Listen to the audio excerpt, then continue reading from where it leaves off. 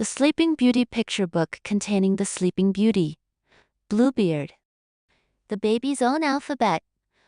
With the original colored designs by Walter Crane Dodd, Mead A&D Company, New York. The Sleeping Beauty. Long, long ago, in ancient times, there lived a king and queen. And for the blessing of a child their longing sore had been.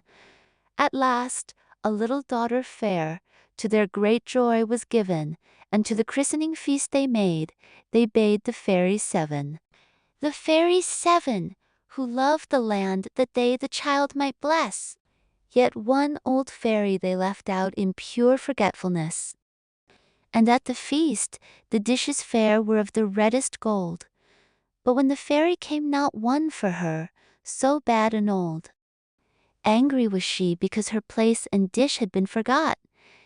An angry thing she muttered long, and kept her anger hot. I will skip this page, until the fairy godmothers their gifts and wishes gave. She waited long to spoil the gifts, and her revenge to have. One gave the princess goodness, and one gave her beauty rare.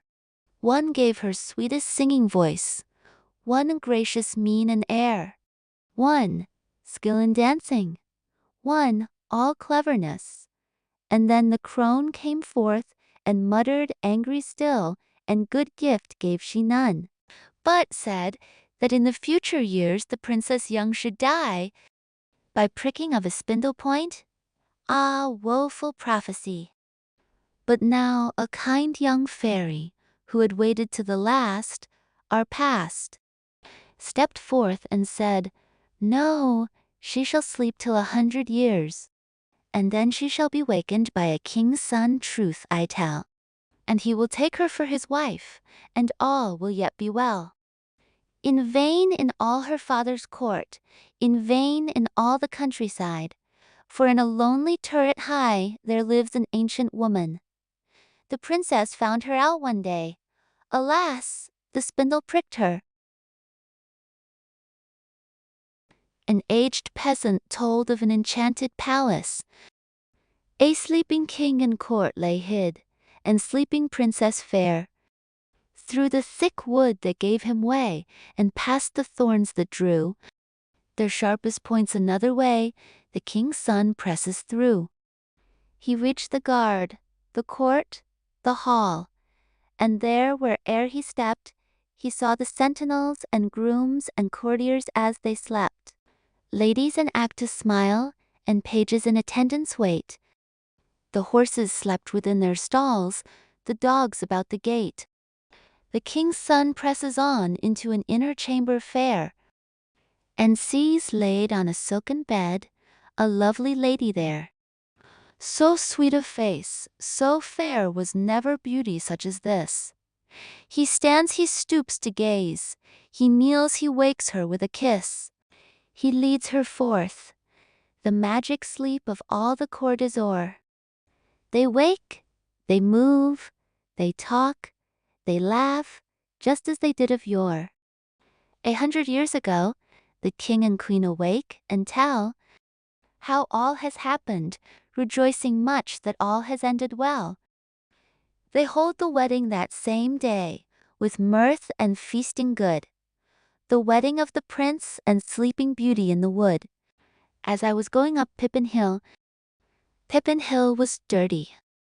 There I met a pretty miss, and she dropped me a curtsy. Boys and girls come out to play, come with a whoop, come with a call. The moon doth shine as bright as day. Come with a good will or not at all. Little Tommy Trout Cuckoo Cherry Tree, how many years come down and tell me I have to live? Ding dong bell, pussy's in the well. Who put her in? Naughty Johnny Green pulled her out. EFG. Early to bed and early to rise is the way to be healthy, wealthy, and wise. For every evil under the sun, if there be one, try and find it. There is a remedy or there is none. If there be none, never mind it. Grade a little A, bouncing B, the cat's in the cupboard, and she can't see me. Hark, hark, the dogs do bark. The beggars are coming to town.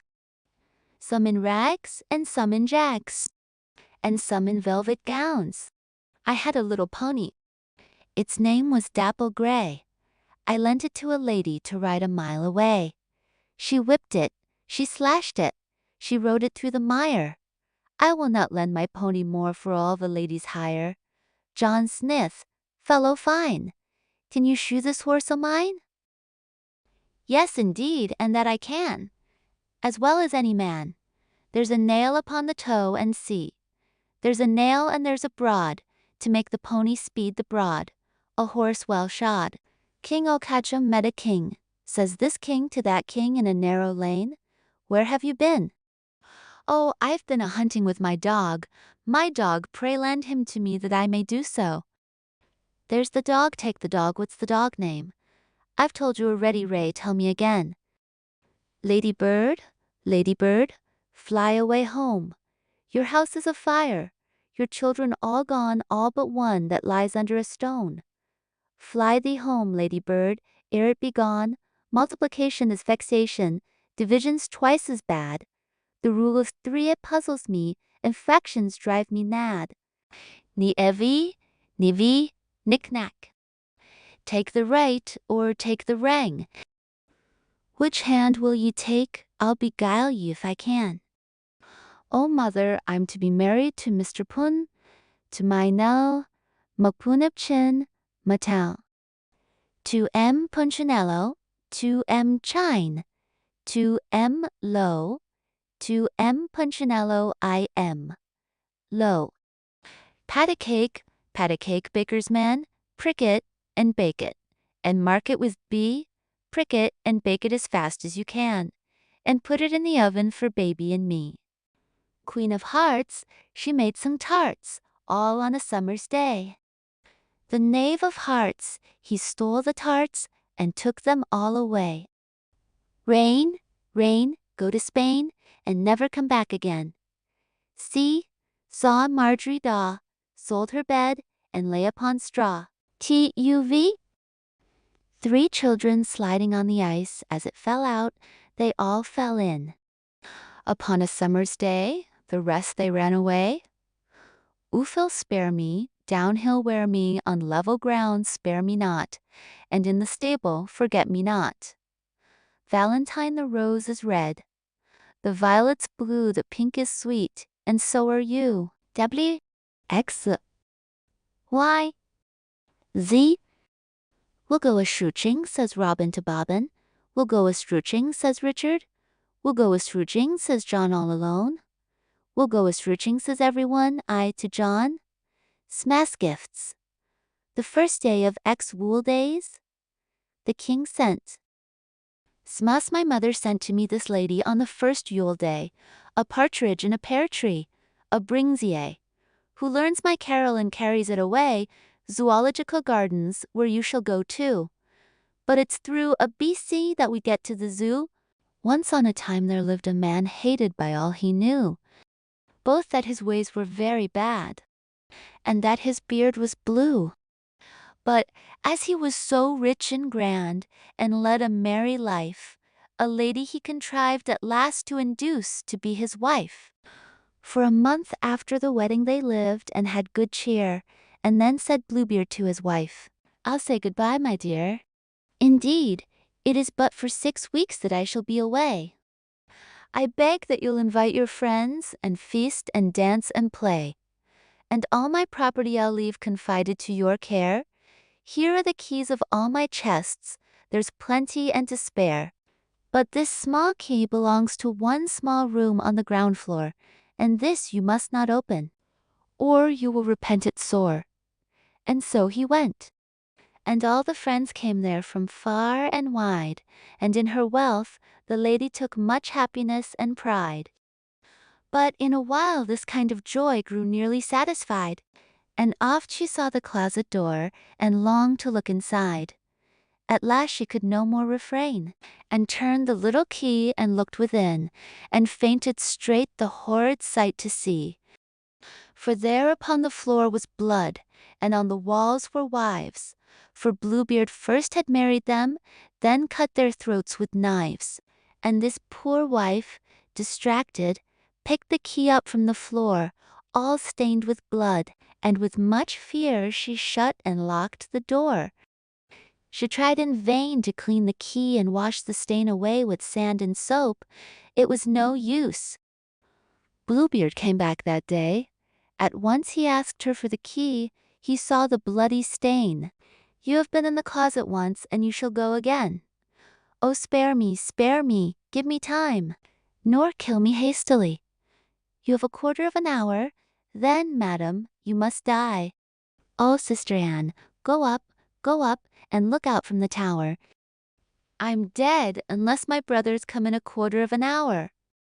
And Anne looked once, and Anne looked twice, and nothing saw abroad but shining sun, and growing grass, and dust upon the road. "Come down," cried Bluebeard, "time is up," with many a sigh and moan. She prayed him for a minute more. He shouted still, "Come down." "Oh, Sister Anne, look out, look out." "And do you nothing see?" "At last I see our brothers too come riding hastily. Now spare me, Bluebeard, spare thy wife." But as the words were said, and just as Bluebeard's cruel blade was descending on her head, in rushed the brothers with their swords.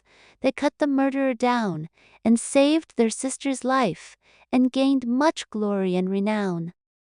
And then they all with gold and plate and jewels rare made free, and ever after lived content on Bluebeard's property.